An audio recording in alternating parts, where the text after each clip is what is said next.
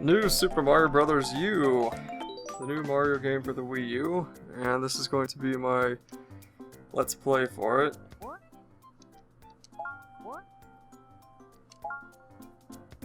I haven't actually beat it yet, but as you saw with those two files, I have done the first 4 worlds twice, and that's because I'm recording it for someone else for the Starcoin locations.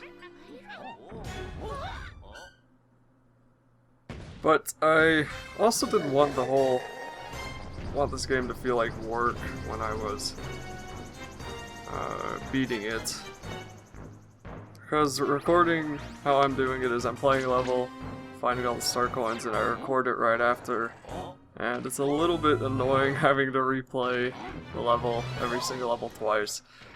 And because of that it gets a little bit annoying, so I decided I'll make my Let's Play and beat it on this before I actually finish that. So hopefully right now I can do the first 4 or even 5 worlds.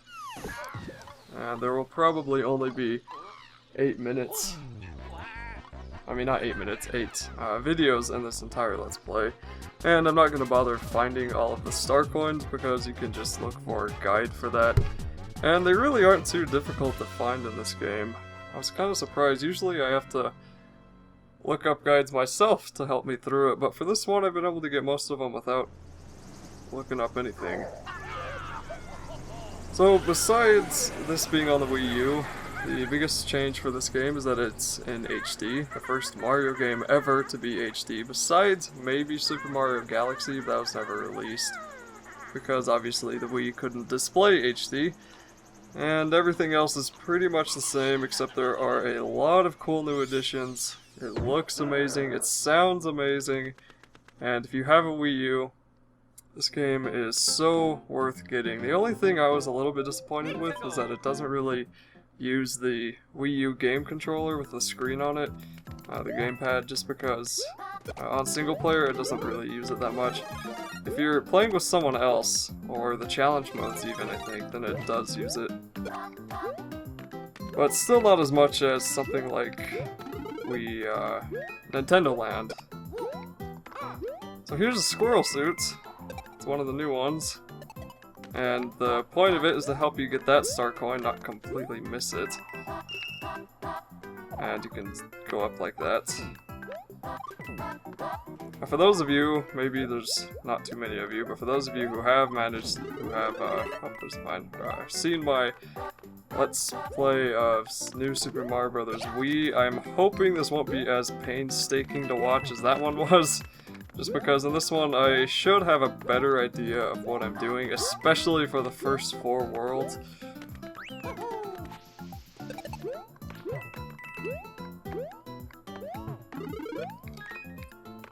But I'm sure I will have my random moments when I just fail miserably for no good reason.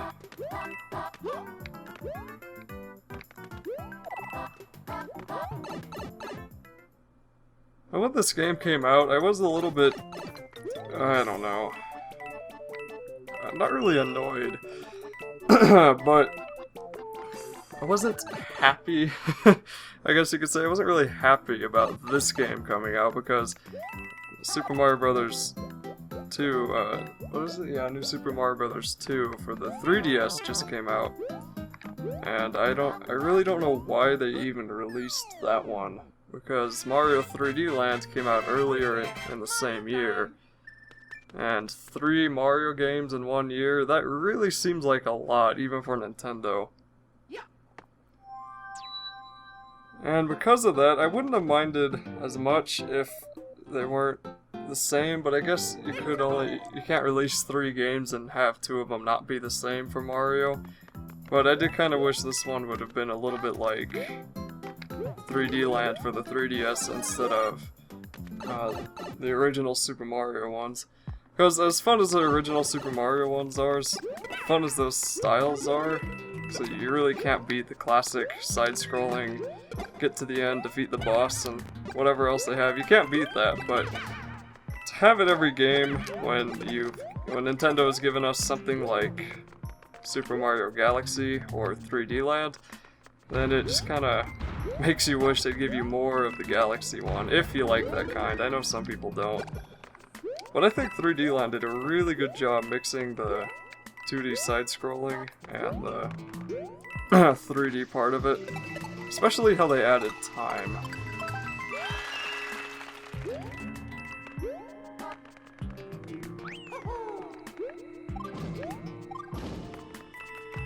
I was always, as a kid, especially on the earlier Mario games, I didn't know you could run over these, so I was always jumping individually on these stupid platforms and pillars and whatever they are sticking out.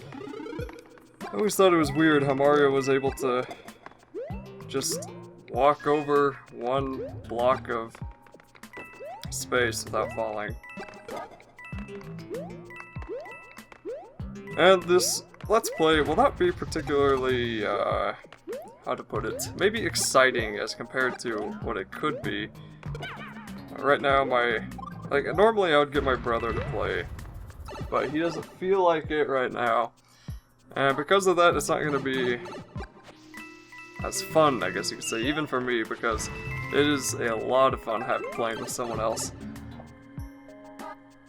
And what the other person can do is look around and find secrets in the area around you, and they can place these bricks down, or these blocks under you, and they're like the spade, clubs, diamonds, heart blocks, like from a deck of cards. And you can jump on those, and if you jump enough on them, the second player will be able to kill anything in your way. And you'll just have an easier time getting through the level, especially if you're about to fall down a pit, and the second player is quick enough, they can put a... what's it called? They can put a block under you and save you from death. And that can also make it easier to get star coins, but for my guide, I'm obviously not going to be using that because that wouldn't really be fair to the people who don't have someone else to play with. And I guess you could say I just insulted people who are forever alone, but what are you gonna do?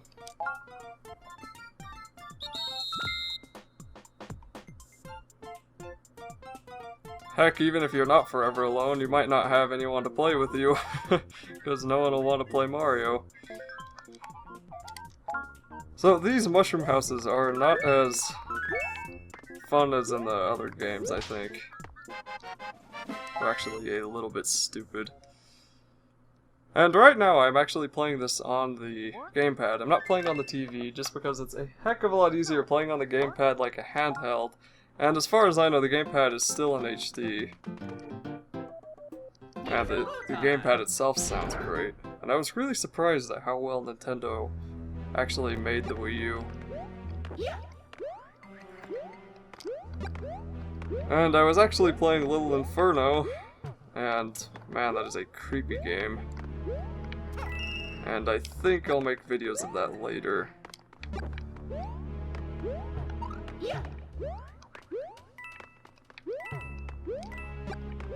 As for Nintendo Land, because that one came with the Wii U, that is pretty much, it's what Wii Sports was to the Wii, although I think it's a lot more fun than Wii Sports, even though it doesn't seem to have that whole unlimited replay value of Wii Sports, even though Wii Sports does get boring after a while, especially once you hit the pro levels, and no one in your family can beat you, then it's like, well, what's the point of playing? And Nintendo's AI only gets so good, but still, Wii Sports is great for parties and gatherings and whatever else. And so is Nintendo Land, but I think Wii Sports does a better job than Nintendo Land.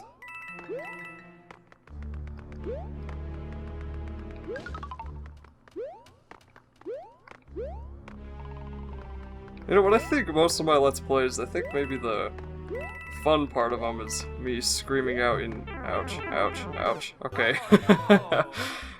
Well, I was gonna say it's when I die, and then I was gonna say I'm probably not gonna die very much in these levels, and look what happened. But the best part of Let's Plays, I think, is the live reaction to when people make stupid mistakes, and there's probably gonna be less of those in the first couple of worlds here, because I pretty much memorize the levels. Like, I know where every single star coin is still, but I'm not gonna bother getting them all.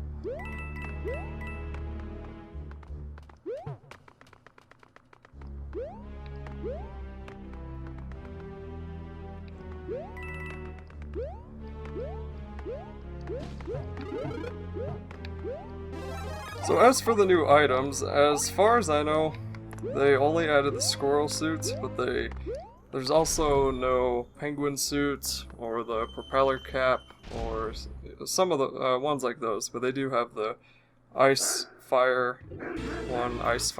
power up. Ice flower, that's the one I'm looking for. And then they added these guys from Super Mario Bros. 3, which I think they were in 3D Land actually. Oops. And they're just as easy in this game as they were in Super Mario Bros. 3. I think they were actually harder in 3D Land because they had a whole room to move around in instead of just left and right. But that's what's inside the towers.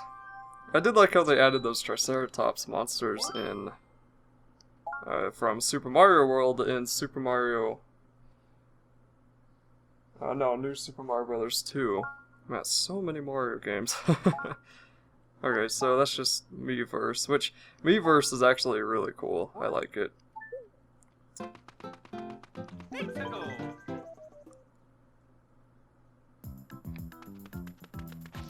Now, as what people have been asking me, is the Wii U worth getting? The answer to that would be for you, and you know, that's not really much of an answer. Oh, you decide. Well, why should I decide? I'm the one asking you. But for the most part, I think it is actually worth it. It's got a lot more capabilities, so it's not gonna be like the Wii was. Not yet, anyway. I'm guessing when Sony and Xbox, or Sony and Microsoft come out with their new consoles, it's gonna just blow the Wii U out of the water, because that would be kinda... Well, it's just to be expected. I mean, Nintendo's never been ridiculously ahead of the competition as of late. They were back in the day of, I think, Sega and... Well, when they were fighting Sega, when Sega was still a company. No, they're still a company, but back in the day of Genesis and Super NES, they were their Super NES was more powerful than the Genesis, except for the processor, I think, which I think some people proved that it didn't really matter at that time. But other than that time, recently Nintendo's never been really far ahead, which is a little bit disappointing because the Wii could have been so much... It just could have been so much more if they had decided to go HD. And I think they said before it came out or sometime after it came out, they were more focused on gameplay than graphics and power. But there comes a certain point when focusing on that and not graphics and power limits your ability to advance gameplay. And that's what I think happened with the Wii. Well, that's what I know happened with the Wii. Although I do agree with them on the whole focus more on gameplay than graphics. Yes, I agree with that, but it would have been really nice to play Mario and Zelda and Metroid in HD back in the days of the Wii. Especially games like Skyward Sword, those just felt like they should be HD. And then there was,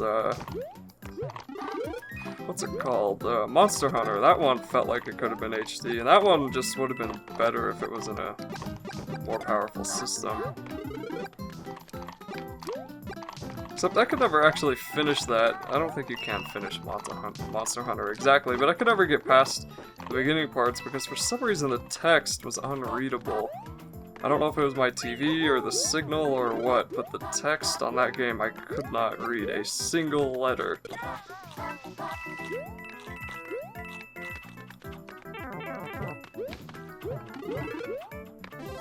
Well, of course, my fireball misses the hammer bro, and then every time I hit the block, it misses the hammer bro. Oh well.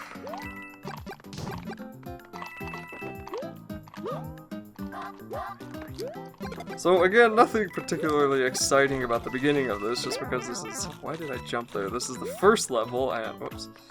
I mean, not first level, this is the first world. And there's nothing difficult about the first world when you've done it. How many times have I done it now?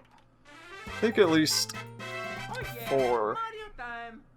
times actually, because I played it with my brother, and I played it again to played it on a new account, new file to find the star coins, and I played it again to record it, and I'm playing it now. So I guess I would make 3 times, but still, that's, you know, a lot. And if you play Mario more than a couple of times,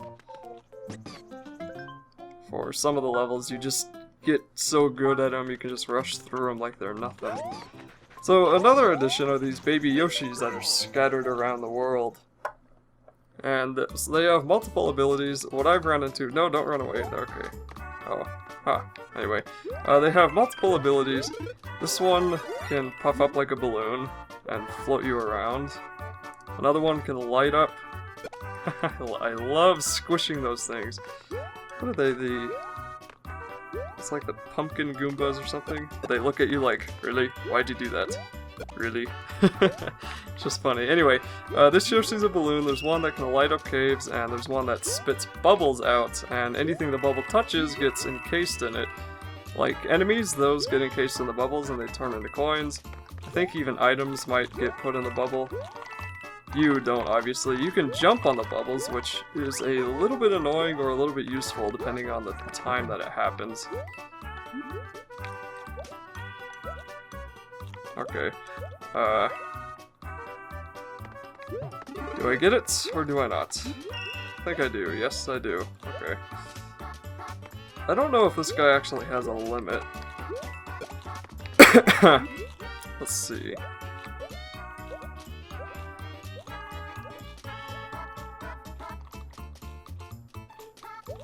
Yes, he does. Okay.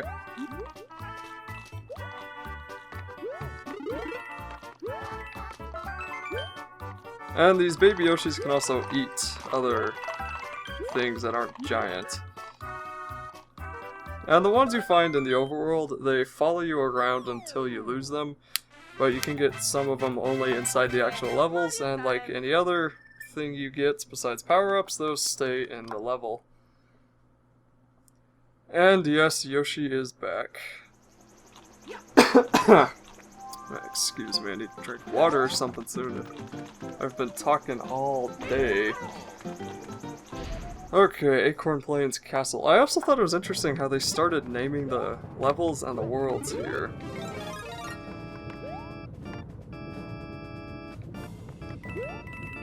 I mean, usually it's just World 1, Level 1, World 2, Level 2, World 3, picture of a castle. But in this one, this is Acorn, this is the world, Acorn Plains, and Lemmy's something or other castle.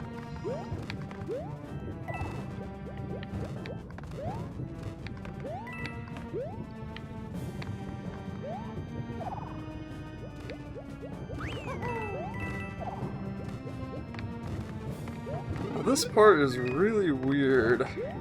What you're supposed to do is just run off and glide, but that never works, so I had to jump off and glide. And that was surprisingly the hardest stupid coin for me to get in this castle when I was recording it. Just because the gliding, for some reason, wasn't working.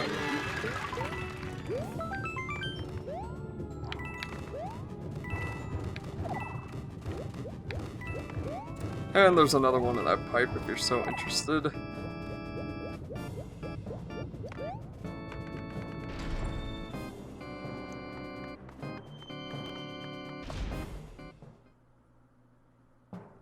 So, 20 minutes for the first world, that didn't take too long at all.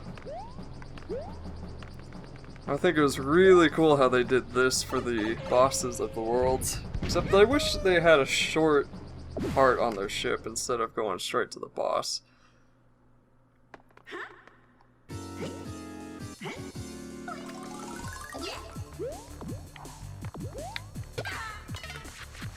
So Lemmy gets his ball again and he just throws a bunch of bombs at you. If you hit the bombs, they don't explode for a couple of bounces, but they will still explode, so try not to hit them.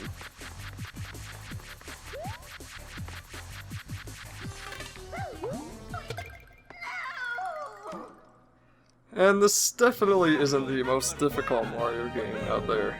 It has been a little bit disappointing how easy they get, and they just seem to get easier. I don't know if it's just because I've played every Mario game that's been released, or if they're actually getting easier, but it just seems Nintendo isn't trying too hard to make them difficult. Yay!